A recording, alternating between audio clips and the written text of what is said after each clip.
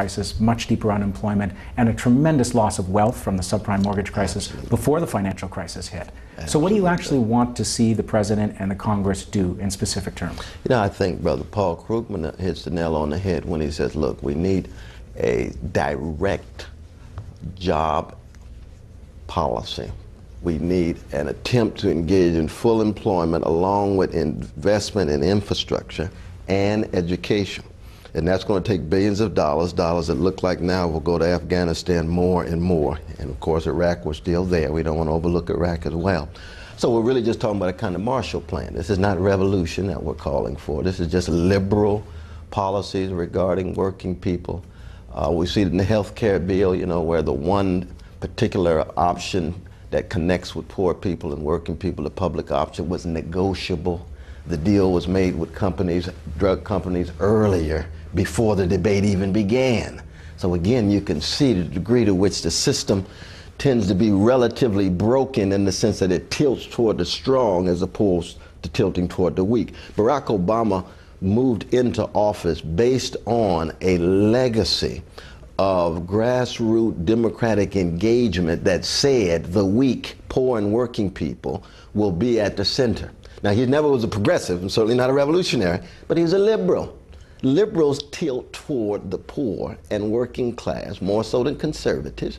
They don't tilt the way they ought, but they tilt more. He has been to do it. No, we have to have bodies in motion. We need organizing, we need mobilizing, we need demonstrations, we need voices to be heard. But the pressure needs to be brought to bear right away. We have to be critical. I think with Obama, first thing, especially as a black man in the White House, he needs to be protected because the right wing, of course, are attacking him viciously, and some of them want to kill him. He needs to be respected as a human being as president, but most importantly, he needs to be corrected. Of that. Well, I think part of it is that the neoconservatives and neoliberals had adopted a colorblind discourse. So anytime you invoke race, somehow you are racist, and they view themselves as colorblind. They try to reduce Brother Martin Luther King's claim about he wants his daughters to be judged by not the color of their skin, but the content of their character.